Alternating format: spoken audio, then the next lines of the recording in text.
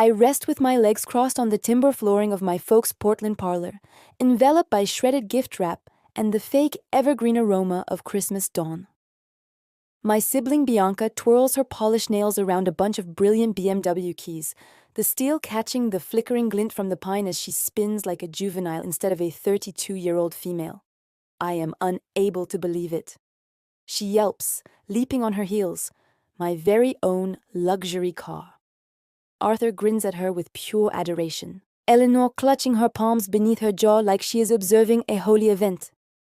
The vehicle rests in the driveway, a polished ivory monument to parental worship, finished with a massive crimson ribbon that likely cost more than their expenditure on my whole holiday. Meanwhile, I gaze at the item in my lap, a synthetic coin bank molded like a cartoon figure from a kids' program I surpassed 25 years ago. The cost label they neglected to take off says $1.99. "Crack it open," Eleanor urges, pointing toward the tiny rubber plug on the base. My digits feel senseless as I obey. 2 fresh $1 notes flutter out. "It is the commencement of your future residence fund, darling," Arthur declares with a careless motion. "You are constantly so trustworthy with finances, unlike certain individuals." He signals at Bianca, who simulates looking insulted. The stillness stretches like candy between us until Eleanor occupies it. Bianca requires dependable transport for her fresh visual art customers. Those artistic personalities anticipate a particular appearance, you realize. Bianca falls onto the sofa near me, her pricey scent misting my perceptions. "Do not fret, sister. I will escort you around whenever you require." She strokes my knee with condescending kindness. "Your small Toyota must be nearing its conclusion by this time." The Toyota that transported me across 7 hours of peak summits yesterday. The Toyota I settled myself 3 years previously. The Toyota that is more steadfast than any bond in this chamber. I cannot draw breath. 34 years of instances exactly like this one solidify in my thoughts with flawless sharpness. This is not a fluke. It is the template of my whole existence. Just this dawn, I had diligently enveloped their presence. A hide portfolio for Arthur that cost 14 days of pay. The metallic bracelet Eleanor had prized in a Seattle shop window. The expert camera glass Bianca had offhandedly suggested desiring, all bought by saving a bit from every paycheck for months. I had practiced my statement during the whole journey down from Seattle. Lead structural engineer, the advancement I had earned through evenings and weekends of additional labor, creating structures that would remain for ages. I envisioned their countenances brightening with admiration, finally perceiving me as something beyond Bianca's dependable elder sibling. Perhaps this holiday will eventually be unique, I had breathed to myself at every rest area, at every fuel station, at every distance marker. My palms shake as I situate the coin bank on the glass table. The synthetic makes a metallic sound against the surface. "Pardon me," I manage, my tone sounding like it originates from a stranger. "Restroom." I stroll. Do not sprint up the well-known steps. Beyond the partition of kinship images where Bianca's face rules every border. The restroom door shuts behind me with a quiet snap before I turn the bolt. My image gazes back at me, lids too parched, face too controlled. I push my palms against the chilly stone ledge, lingering for sobs that will not arrive. The tension increases in my torso instead, like masonry setting around my airways. People speak about misery like it is theoretical. It is not. I feel every room of my heart tightening agonizingly, fluid battling to move through narrowing tubes. My chest bone throbs like someone has jammed a joint against it. This is how expiration feels, I reflect. Not spectacular, just shrinking. The evening extends without end as I stay awake in my youth cubicle, hearing Bianca's giggling from below as she and my folks organize her first trek in the fresh vehicle. At 2:17 in the morning, I eventually stand up. I stow away quickly, taking only what signifies the worn toy bear my grandma gave me, the picture book from university, the tiny timber chest containing my initial expert plan. The pricey presents I have gifted them over the durations remain where they are. They were never concerning appreciation regardless. The residence is quiet as I transport my bag down the steps. My home key rests chilly in my hand for a bit before I set it on the pantry ledge near the brewer that will start in 3 hours. They have made their preference. Now I am making mine. Lanterns blur into liquid circles as I steer through vacant roads. The dash timer shows 3:42 in the morning on Christmas Day. My window cleaners fight against growing snow while a singer croons about snowy holidays from the tuner. I turn the power dial until his melody retreats to quietness. "Have yourself a joyful small Christmas," I muttered to the vacant seat, my tone snapping on joyful. The sarcasm stings like solvent. Through the southern borders of Portland, my Toyota's heater battles against the winter cold. 7 years of age with 200,000 miles. This moved me through school, initial careers, dances, coasts. It never complained about mountain roads or cramped parking areas. Unlike the shining BMW resting in my folks' drive with its silly crimson bow, my vehicle deserved its spot in my life. Around 6, my device vibrates against the middle panel. I look down to witness Eleanor's face brightening the display. Not, "Are you protected?" or "Please return home." Just, "Did you remember to settle the power cost for the cottage before you departed Seattle?" The cottage they acquired for holiday escapes that Bianca utilizes for digital images. A large truck passes, throwing mud across my screen.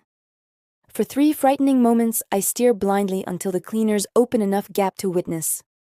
My palms tremble against the wheel as recollections arrive faster than the blades can wipe them away. 5th Knittle Day, Bianca's royal gala with expert ornaments, horse rides, and a triple-deck fortress dessert. 30 local youths and conical hats. My event the subsequent year, market sheet dessert, 2 pals from preschool, party items from the discount bucket. "Your sibling requires the communal engagements," Arthur clarified when I questioned why. "You are more self-reliant." Self-reliant. Their terminology for you, do not require us. High school commencement. Top student. My diligently made oration about grit and aspirations. Vacant chairs in the kin area because Bianca's secondary soccer group had a far match. "We will view the film," Eleanor vowed, as the tape sat unboxed on my dresser until I departed for university. "Your sibling requires the heartening," Eleanor remarked. "You always succeed without our assistance." Without assistance, their terminology for you are on your own. College years pass before me as road indicators count down distance to the California line. Laboring 25 hours each week at the school bookshop and dining hall, carrying peak class loads to finish early, extending education credit and grants, while Bianca investigated creative sparks across the continent on our parents' funds. "Your sibling needs to locate herself," Arthur claimed during one of our infrequent calls. "You have always understood precisely who you are. Understanding who I am, their terminology for you do not warrant investigation." My device buzzes once more. "Arthur, this instance I permit it to chime until the recording takes it." The initial sign of daybreak pales the eastern sky as sobs cloud approaching beams into metallic lines. I stop on the shoulder, lights flashing, and shove my forehead against the wheel. The templates solidify with sudden transparency. Arthur regulating the cash, denying me while funding Bianca's every impulse. Eleanor steering sentiments, making me feel greedy for desiring even remnants of notice. The ideal arrangement, one guardian managing fiscal bias, the other keeping up psychological regulation. My device chimes once more, not family this instance. Sophia Perez, my university companion turned permanent pal. "Where are you?" Her tone, comforting and anxious, occupies the space through the link somewhere in southern Oregon. My tone sounds thin, strange. Moving south to where? I am unsure. The connection goes silent for a bit, then proceed to San Francisco. "Remain with me. Kinship does not treat kinship in this manner." Sophia understands. She observed the proof directly during university. The boxes that arrived for me holding functional needs while Bianco obtained branded outfits. The holiday intervals when I stayed in housing because flying back was too costly. The identical years my folks took Bianca to snowy peaks and islands. I cannot be a burden. Halt. Sophia's tone becomes steady. You have spent your entire life being the provider. Permit someone to provide for you for once. Those terms snap something apart within me. Assistance.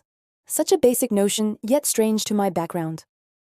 In my kin, assistance moves one way toward Bianca, toward my folks, never toward me. "Fine," I breathe, startling myself. "Message me your spot every hour. Steer safely. I am preparing the visitor cubicle."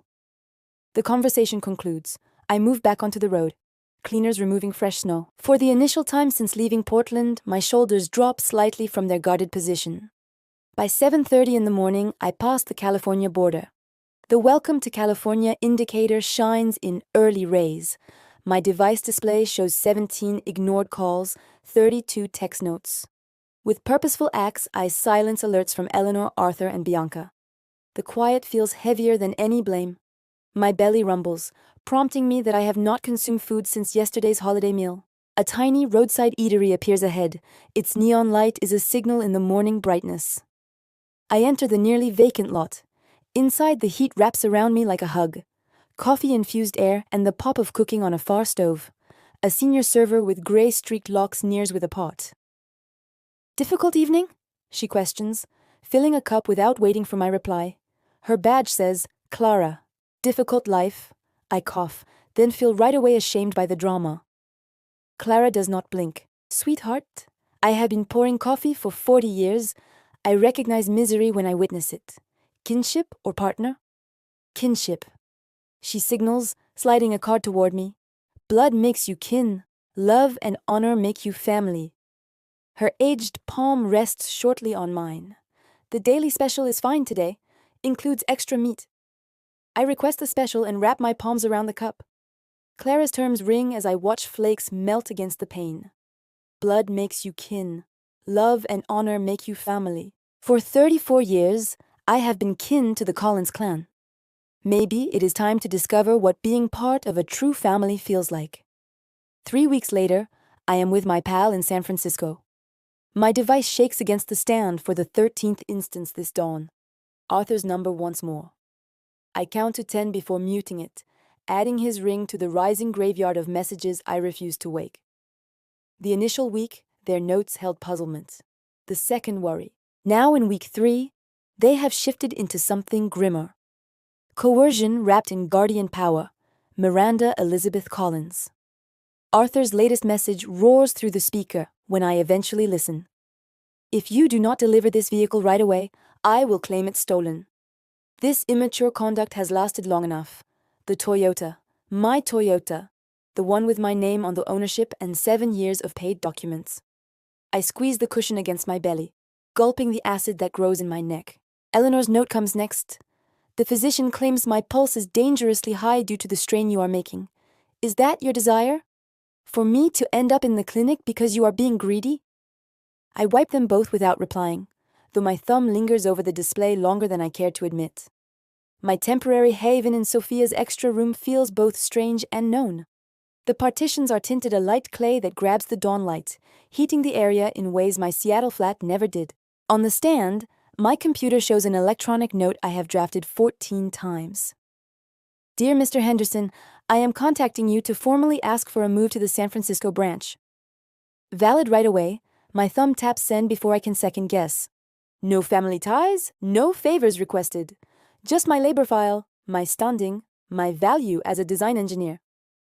3 hours later, the consent arrives in my box. Just like that, as if I have always been able to build my own way. "You obtained it?" Sophia shows up in the entry, reading my look. Her dark locks frame a face with true joy for me. The notion still feels strange.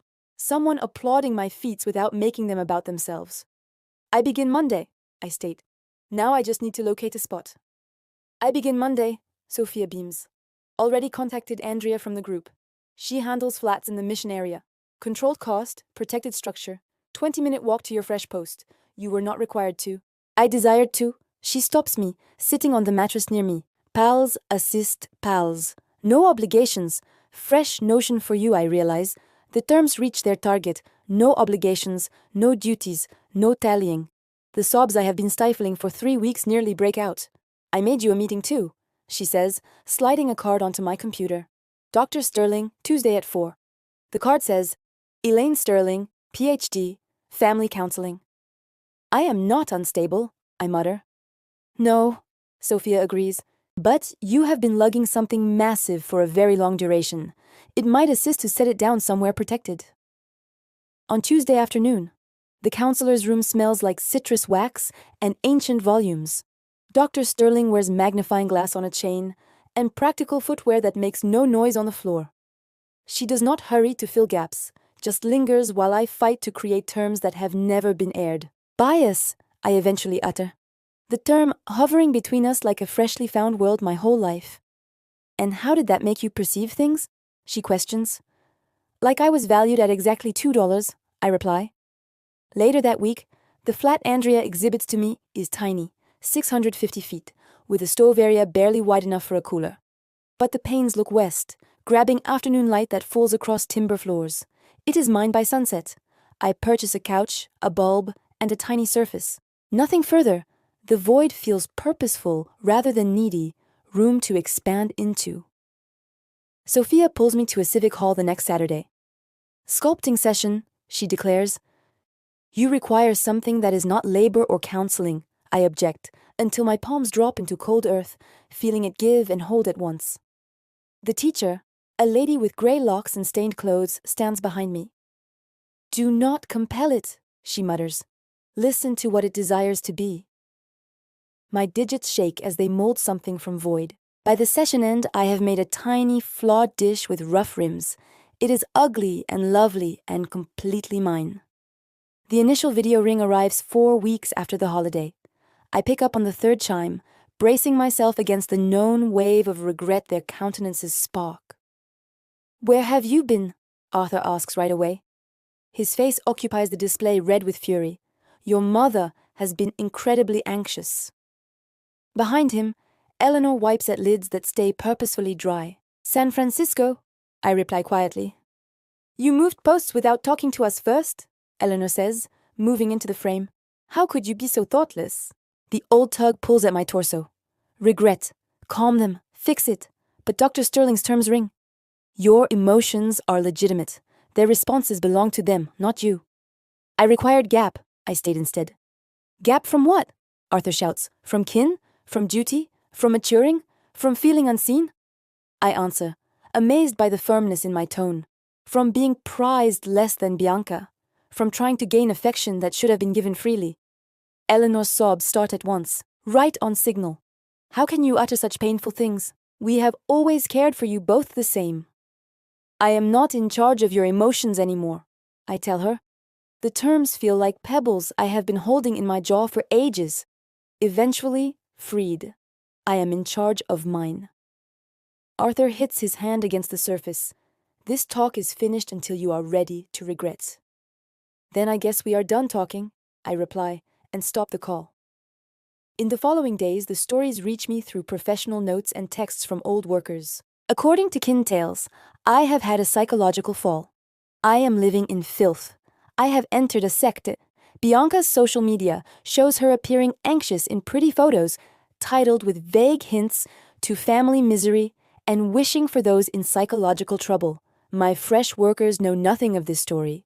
They witness only my labor, the exactness of my math, the novelty in my sketches. When Bianca appears without notice at the office desk 10 days later, Sophia happens to be delivering food. She is in a session, Sophia tells her coldly, and she will stay in sessions forever for unasked guests. My counseling group meets Wednesday nights in a chapel basement that smells of coffee and old songs. 8 strangers joined by alike scars. Kinship does not get a pass just because they are kin, says Leo, a 60-year-old bookkeeper who hasn't talked to his sibling in 20 years. Love without honor isn't love, it is ownership. So the terms land in my torso like reality. 6 months after the holiday, my flat has changed. Clay pieces line the window ledges, every item more polished than the last. A real mattress has replaced the couch. The move to lead project manager arrived with a pay increase that stopped any remaining fiscal worry. On my shelf rests the synthetic coin bank. I loaded it with fresh $2 notes, one for every week of liberty, not as a penalty, but as a prompt. Occasionally, the tiniest deceptions show the biggest realities. The initial holiday time nears with both fear and ease. No gifts to buy that will not be prized, no shows to keep up, no shrinking to bear. Just me in a space I have built, becoming someone I am finally learning to prize, valued far more than $2. A month later, the cream envelope sits on my pantry ledge like a trap. 3 days it has been there unread. Cousin Isabel's wedding card, my name in curving script. Miranda Collins, no extra guest, just me, anticipated to return to the group alone. So, what are your thoughts? Dr. Sterling asks, her chair squeaking as she moves forward. I follow the edge of the support, counting the metal pins one by one. I am going. Her brows lift slightly. That is a shift from last week. On my conditions, I add fast. I have taken a room at the hotel, 4 blocks from the spot. Arthur called twice, demanding I stay at their rented house with everyone. And what did you reply? Nothing. I grin, recalling the pleasure of letting his recorder fill with more frantic notes. The limit is the note. 7 months of counseling has taught me the terms of self-shielding. 7 months after the holiday drive. 7 months of fixing myself, 1 session, 1 sculpting class, 1 quiet night alone at a time. During the session, my device buzzed. Bianca, the 3rd text today. Cannot wait to witness you next week. We require sibling time before the wedding chaos. I slide the device back into my bag without answering. Dr. Sterling sees. Your sibling once more. Suddenly, we are close pals. I chuckle, but it sounds empty. She never messaged this much when we resided in the same town. What do you think she desires? A lift from the terminal. Cash. The old Miranda who lugged her psychological weight along with her real bags. I move my digits across the cloth sample on my lap. Dark blue silk for the gown I have ordered. 3 trials to ensure it rests perfectly from my shoulders. Touches my shape, without apology. The shade of strength not making up. They have hired messengers, I tell Dr. Sterling. Uncle Harold called last night about how families must stay together. Aunt Sarah messaged about Mercy being holy. Even Isabel's partner sent a digital note. They are working together. And how does that make you perceive things? Before counseling, I would have said fine. Always fine. Instead, I follow the physical reality of my feelings, the tightness in my neck, the cold moisture along my hair, the tiny shake in my digits. Scared, I confess, but also prepared. Later that night, I lay out the table plan Isabel accidentally sent in a group mail across my surface. There I am, situated between my folks, right across from Bianca. The kin scene was fixed. I grab my device. Isabel, it is Miranda. I have a tiny request about the table spots. Friday comes with San Francisco mist that fades as my flight leaves. The clouds open somewhere over Oregon, showing the world of my youth. My pulse speeds as we start our fall into Portland. The dinner spot shines gold against the dark sky. I stand on the path touching the smooth rock jewel Sophia gave me before I departed. Strength is not about not feeling dread, she had stated. It is about feeling it and moving ahead regardless. I fix my shoulders and pull open the heavy timber entry. Talk stop midterm, heads shift. My mother's palm goes to her neck. My father's cup stops halfway to his mouth. I have shifted. The Miranda who ran at the holiday was a ghost. This lady in shaped black slacks, green silk shirt and shoes that signal every stride with power is solid and here. The gems in my ears grab the light as I look over the room, nodding greetings without moving toward anyone. Bianca nears first, arms out, but something is unique. The branded watch is gone. The colors in her hair have grown out. Her grin seems tight rather than proud. You appear great, she says, holding me shortly. Thank you. I move back, keeping the gap between us. How is the BMW treating you? Her eyes move away. I had to swap it in. Obtained a Honda. More useful, you understand? Past her shoulder, I see my folks gathered with Aunt Beatrice. Eleanor wipes at her lids with a napkin. Arthur's shoulders drop ahead in a way I have never seen before. Cousin Elena shows up at my side, drink in hand. Gosh, am I glad you are here, she mutters. You would not believe the mess since the holiday. Oh, your folks are selling the residence. She moves closer. Medical costs, they claim, but everyone understands they have been funding Bianca for years. Reality eventually arrived. Before I can reply, a server moves with wine. I take a glass, watching the bubbles grow and pop against the top. Just like the family tales, what grows eventually pops. Uncle Gerard nears, holding my free hand. You're looking fine, Miranda. That post in San Francisco must suit you. Lead project manager now, I state, the term still feeling fresh on my tongue. His eyes grow. No joke. That is grand. More kin move toward me through the night. Cousin Leo admits he always saw how differently I was handled. Aunt Beatrice holds me too hard, muttering, Your father lost his post 3 months ago. Your mother is on stress pills. I take in every news with the odd distance of someone watching waves hit a beach from which they have moved to higher land.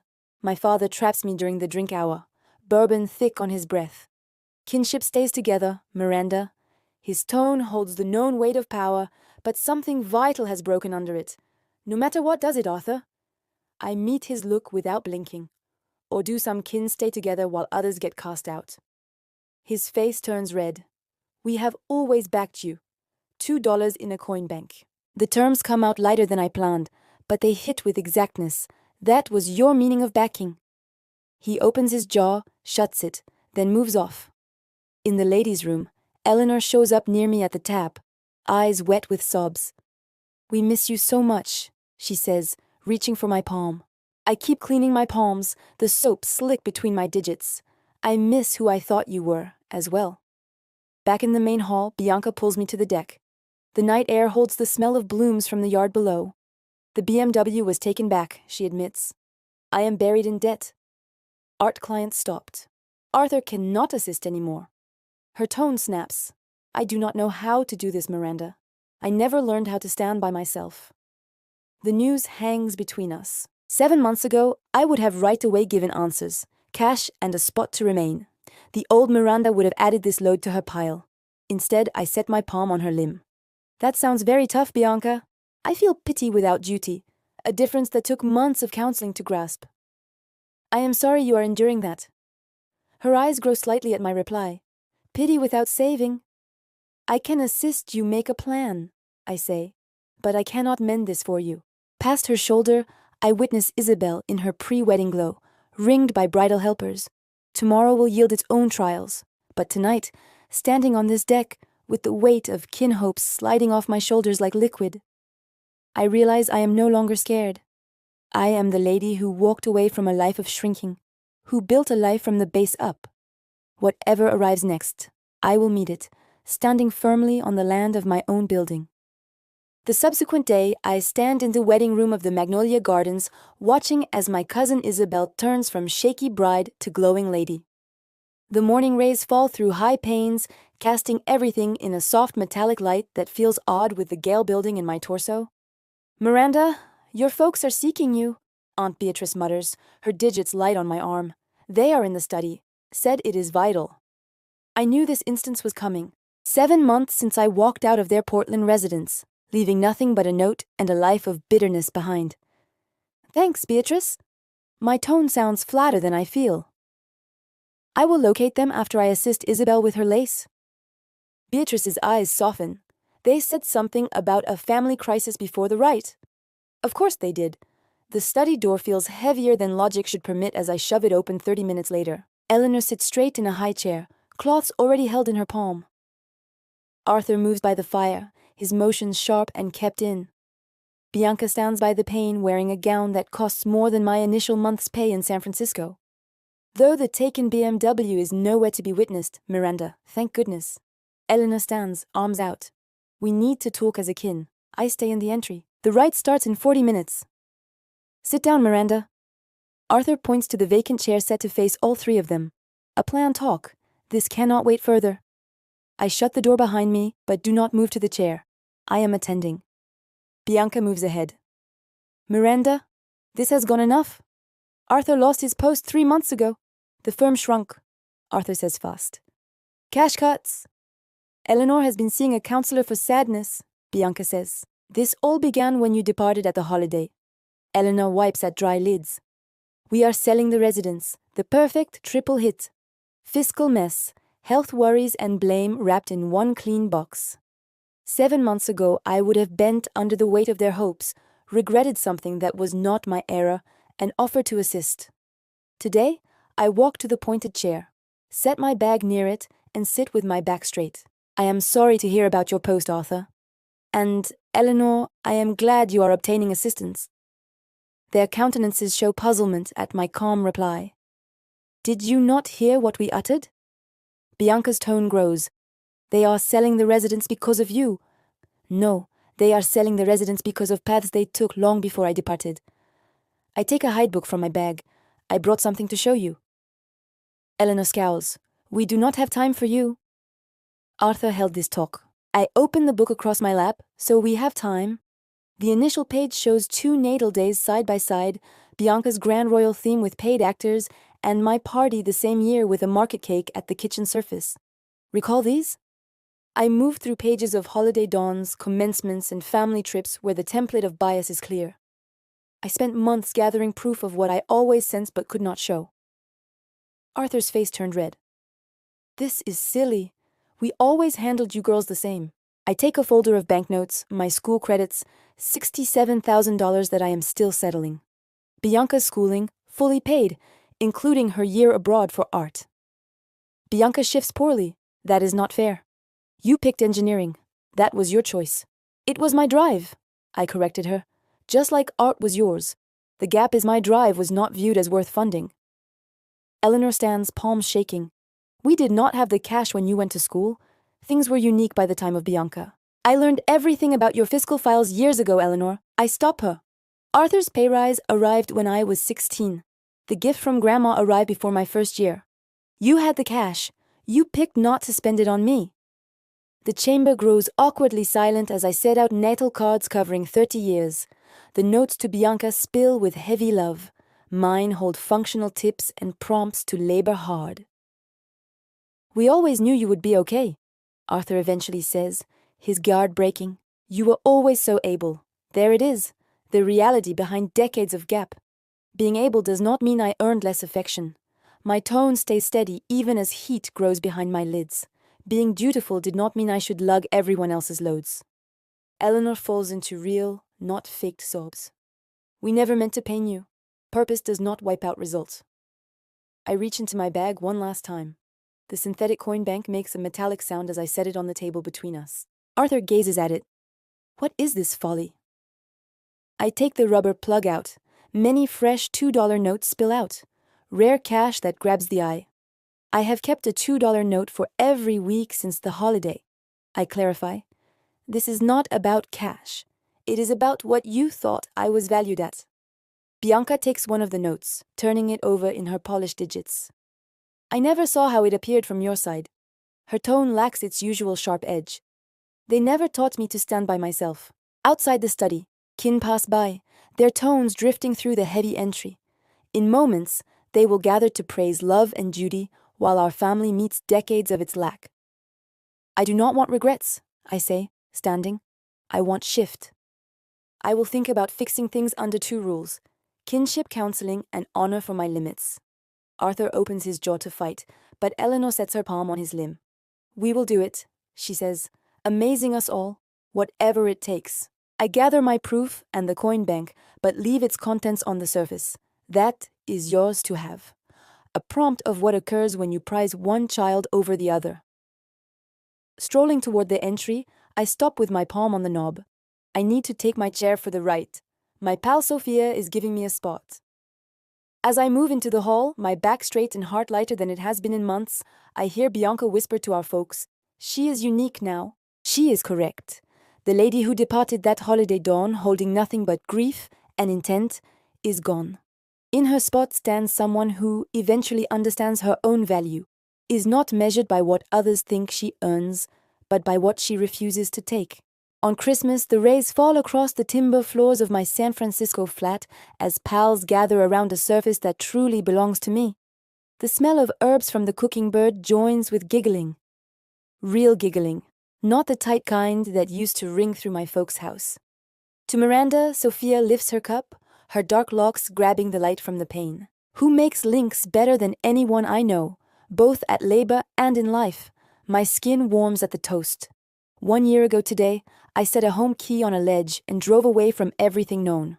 Now I stand in a flat filled with individuals, who picked to be here ringed by clay items I made with my own palms, and to lead project manager Collins, adds Julian, his digits touching mine under the surface. His touch still sends power through me, not the flash of a crush, but the steady flow of something building towards staying.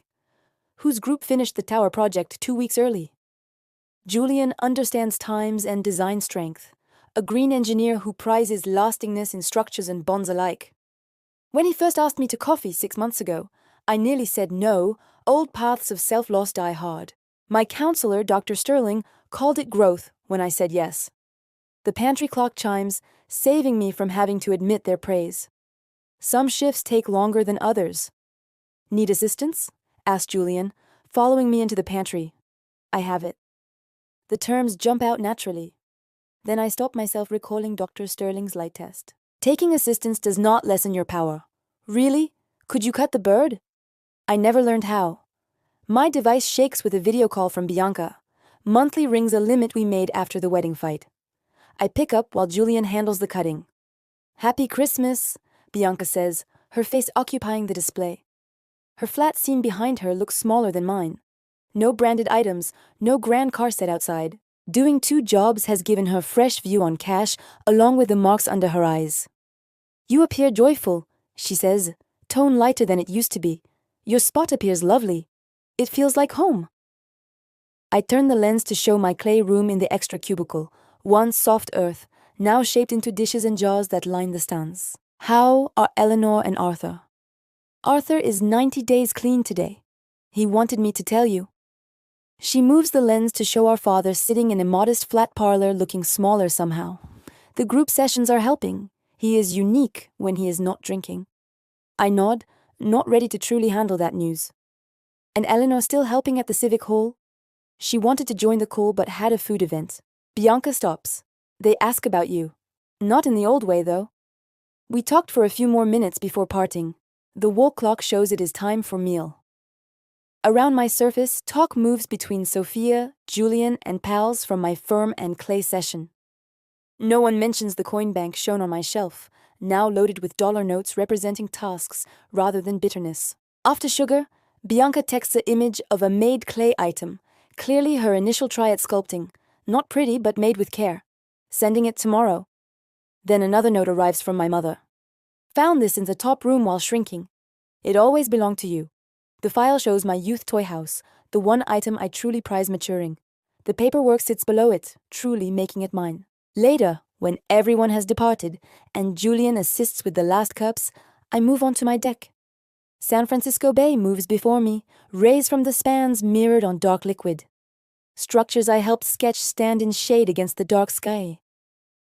Value is not something you achieve through utility, I murmur to the metropolitan lights. It is something you assert by recognizing what you shall and shall not tolerate. Julian joins me, draping a rug around my shoulders against the cold of December. Grave reflections? Merely thankful, I replied, leaning into his heat. Occasionally, the greatest bounty is identifying what you will no longer accept. The coin bank sits visible through the pain, no longer a representation of what I lacked, but what I acquired the bravery to prize myself first.